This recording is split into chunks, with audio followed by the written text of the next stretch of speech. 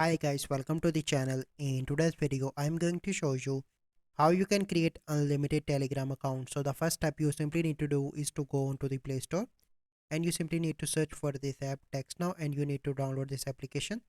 Currently this app is not available in my region, so I'm unable to show you the process, but I'm going to show you the process what you are going to do now. You simply need to download the Telegram. So here it is. Click on open.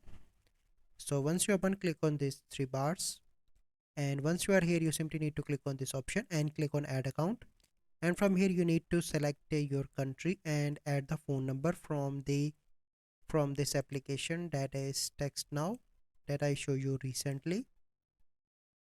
And then you have received that let me show you. After that you receive the add number here.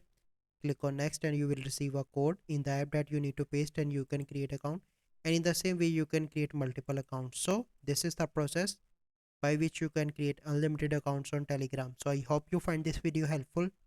If you find this video helpful, must like this video, subscribe to our YouTube channel for future videos. We'll see you in the next video. Thank you. Have a good day.